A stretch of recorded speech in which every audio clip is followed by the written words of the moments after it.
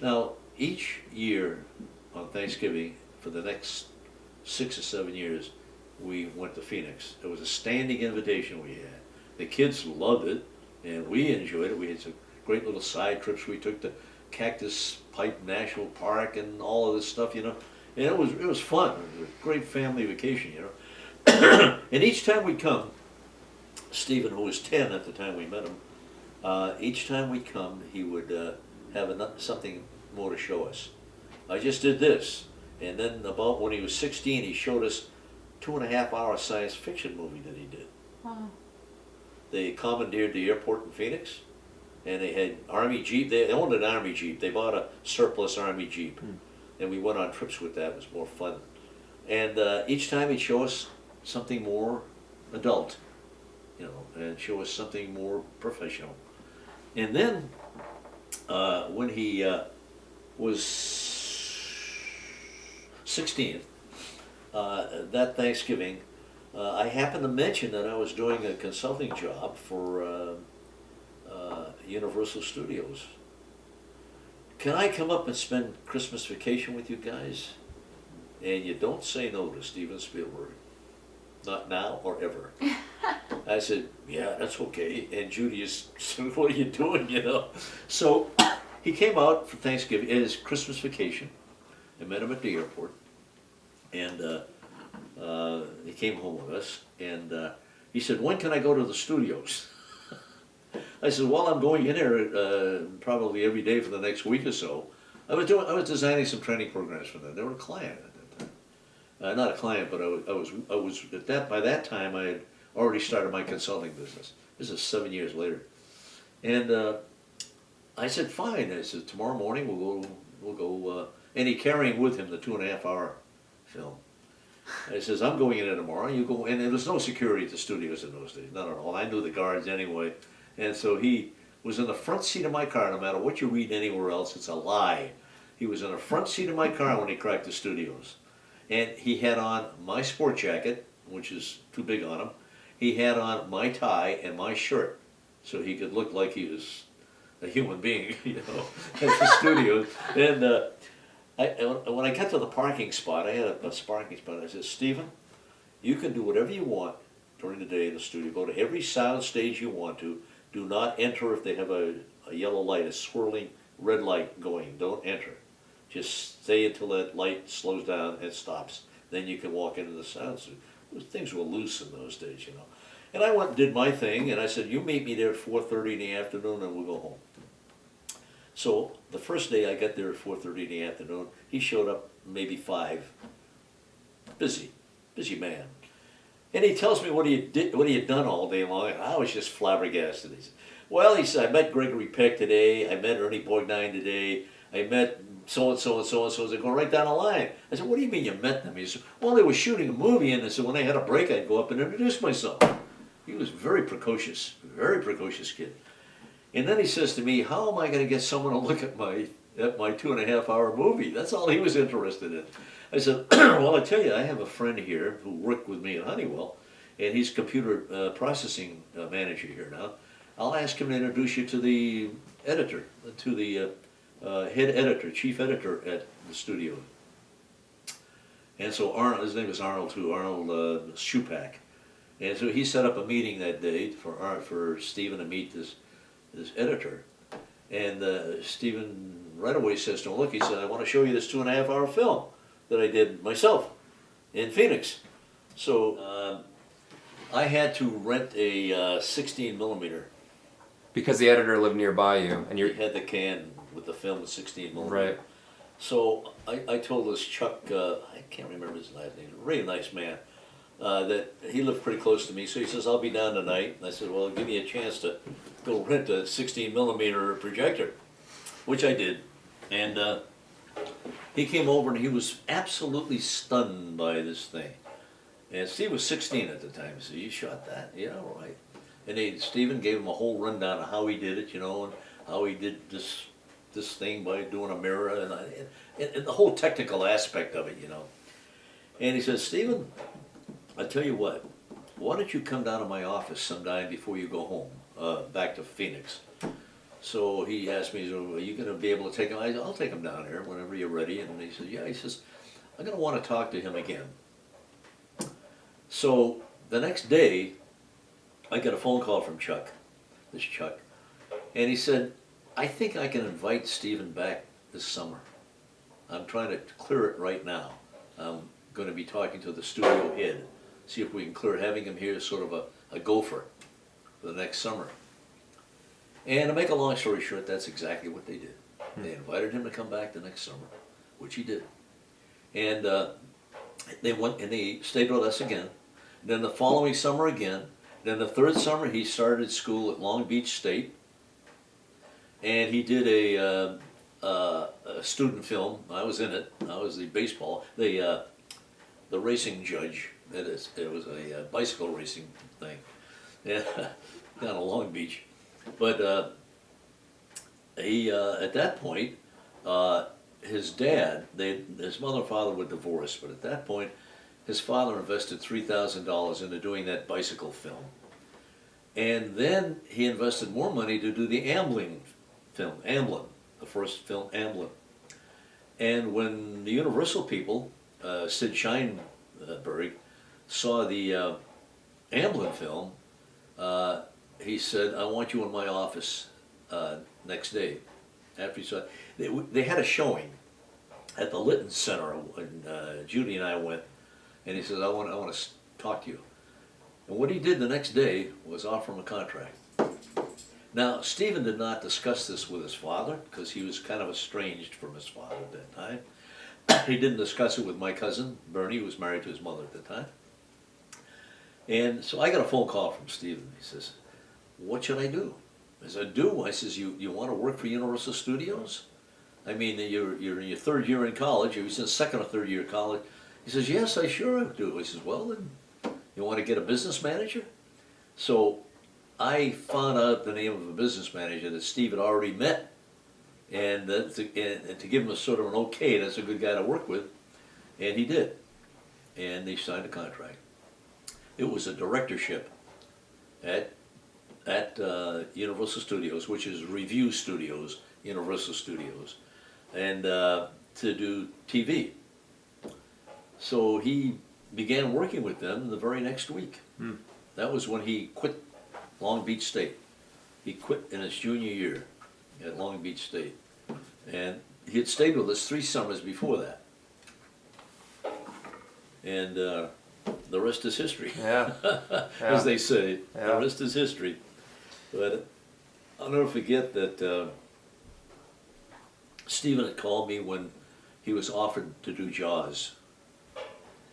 And we just chatted, we chatted about it. He says, yeah, it's going to be fun. I'm going to do this thing about a shark and all that, And he said, they're offering me a flat sum salary to do it, $300,000.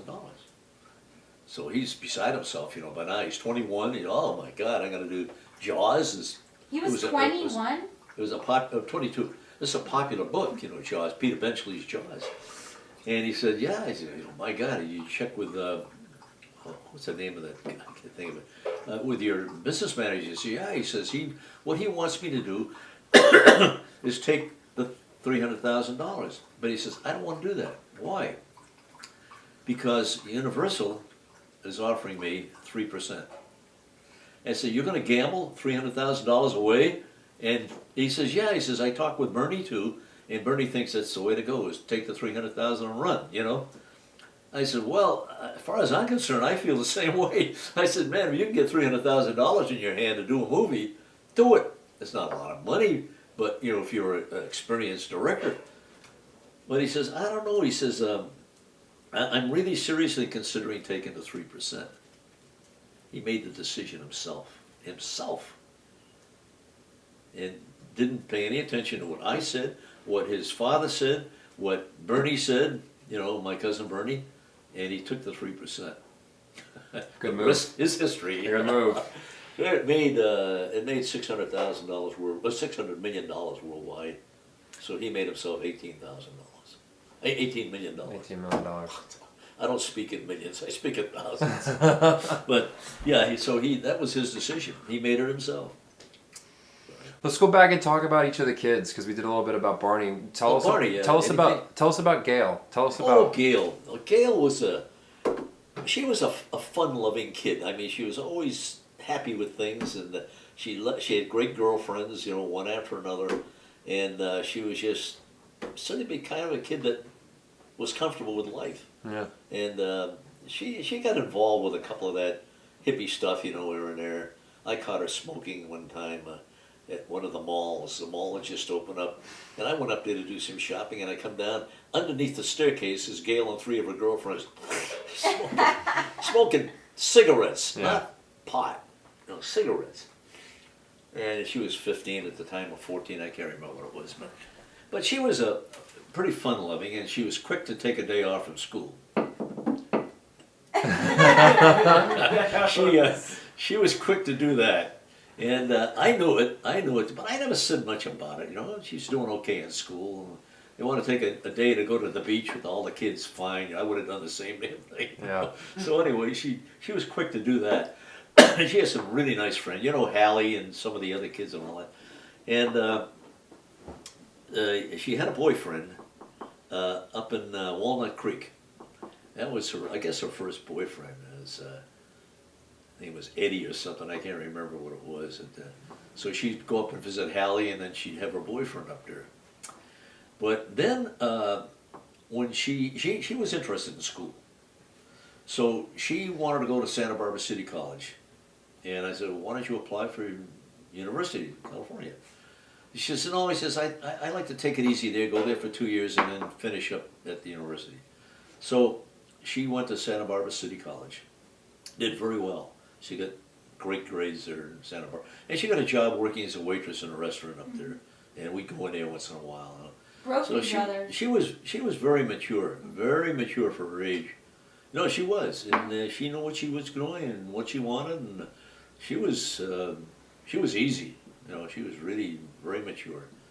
And then she met. How did she meet? Oh, yeah, she met Jay, who had come down here looking for some equipment for his fountain of juice that he had, you know, up in Oregon, and. She met him through some friends, I guess, and he invited her to come up to Oregon. And Judy and I were loose about that kind of a thing. We were, at a time when people were not. And we didn't say a word about it. You want to go up there? Fine, you know, and get money. She had some money from her job. And it was our 25th anniversary when she went up there to meet Jay. Yeah, because I'll tell you why I know that. We were staying at the Holiday Inn in Ventura for a 25th anniversary because there was a folk dance festival going on there. So Judy went anywhere where there was a folk dance festival. So we stayed at the Holiday Inn there. And from the Holiday Inn, you look down on the railroad track where the train is going up north. And we knew she was leaving downtown about 11 o'clock in the morning, or whatever, 12 o'clock, whatever it was. And we watched the train. We knew she'd be coming right back there. There goes our daughter. She's going up to meet a guy in Eugene, Oregon. I don't forget that. It was on our 25th anniversary. That was 1976. And so Gayle was 20? Yeah, I think she was. Must have been. Yeah, it's about 20. Yeah. And then she went to live with Jay up there and quit school. She didn't go back there, but again, Jesse, your mother said, someday I'll go back to finish. Ain't gonna happen. But she put in 2 years there at Santa Barbara City College. And she would have been a good student, because she was a good student there. And we went up, Judy and I went up to spend a week up there, within a week or two. We drove up, and Jay lived in a hovel at that time. It was really a bad place. I mean, slept on the floor, this kind of crap, you know. And his little juice place was doing pretty good, evidently. So then Gayle called us one day about 6 months later saying, we're going to set a date and get married. That was in 1977. And Gayle at 77 was 20... She was 21. 21. And we said, that's great. We liked the guy. We really liked Jay. And I was buddies with him, you know. We liked him a lot. And I ran with him up there when I go to Eugene, and we had a great time up there. And So anyway, they got married November 19th, 1977. Yeah, you got really into the health food movement, didn't you? Yeah, I got into it long before that. Yeah. Yeah, I was going to Follow Your Heart and places like that, you know. What's Follow Your Heart? It's a health food store, Okay. restaurant and health food store. Yeah, and in fact, for their wedding, we went to Follow Your Heart to get tables full of nuts and all that kind of stuff. You know, Yeah. the wedding was at our temple in Canoga Park Yeah. at that time, and it was a nice wedding, great wedding. I think they went to Catalina for the honeymoon. Mm-hmm. Yeah, but we liked she a lot, you know, really did. And I was I was very upset when she left Jay and met Michael. I was very upset with that because Jay and I were buddies, we're friends, you know. But sometimes you don't know what happens in a marriage, you know. If she outgrew him and wanted to leave, that's what she did. You know, I got over it, but you know, I was not good about it at all. And Judy was fine with it; she couldn't care less, you know. But I was still from the old school, you know. But anyway, it's all turned out beautifully, you know. And I love Michael, and I still like Jay a lot, you know. Haven't seen him in a while. Saw him at the wedding. You know, but that's Gayle, okay? That's How about her Hilary? life. Let's talk about. Oh, Hilary. Hilary calls me every damn day, you know. Hilary's on the phone, you know. We talk every day. Hilary has always been a bubbly kind of a person, yeah, you know, like she is now. You know, she's a bubbly person, is always open and friendly, and she has a lot of friends too. Your mother has a lot of friends. And Barney has a small circle of friends, and some weirdos, but they're nice. Anyway, and he did have, but I guess he's dumped them. But Hilary was always friendly, very open, an easy kid. She was the little sister, and they didn't treat her that great all the time. Judy and I came home one night. Barney was babysitting. He was old enough to do the babysitting. And there's a note from Hilary. Barney and Gayle hitted me, Hitted. They hitted me. So Hilary was a fun person, always a fun person, you know. And when she met Dave, I figured they're gonna definitely get married. They were meant for each other, you know. They were both that kind of personality, you know. They were meant for each other, and so they did. They got married in June 6th, 1982. And Barney and Rosie finally decided to get married after being together for 7 years or so. And Barney always promised me that he would get married once Rosie converted. And he kept his promise. And he went through the whole conversion process and was dunked in the ocean and the whole bit. We had the whole ceremony and all that. And then they got married 3 weeks later. So that was nice. And they've had a lot of fun together. They've had a nice life together, you know. They make their own good times, you know. Mm. So that's the 3 kids, and I couldn't be prouder of 3 kids, you know. The grandchildren are okay. They're okay. No, I couldn't be prouder of the 3 kids. They're their own people. Yeah. And they're good. They're good people. And what more can a father ask, you know? Judy felt the same way all along. And, When you look back at now, it's been 80 years, or at least 70 years that you've been what's that like to have that much memory, to look back on that much span of time? 84 years? Yeah, that much history. What's that like? Well, you know, if it's a pleasant history, it's fun. Yeah. There's some glitches, you know. Judy's death is obviously a glitch, you know. Gayle's cancer for 23 years is a glitch, but you go through these things, you know. Thank God Gayle is still fighting. She's going to keep fighting.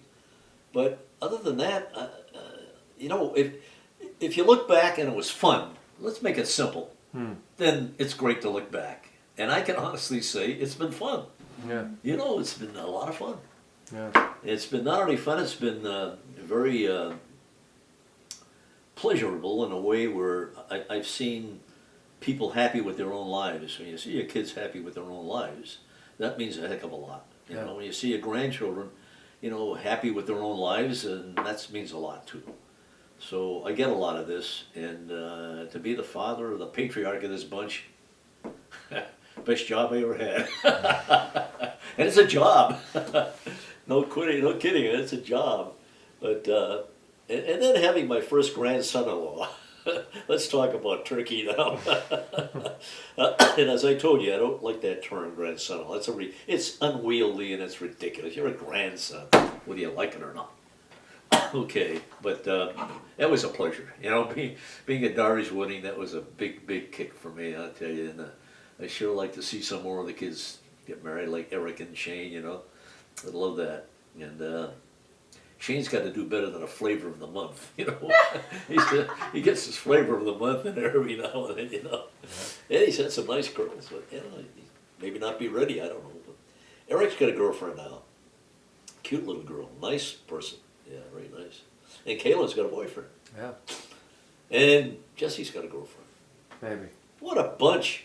Well, Good God. she broke up with me last night, but Do you have any questions or anything? Anything you want to ask? No, I asked Shane to send me some questions if he had any.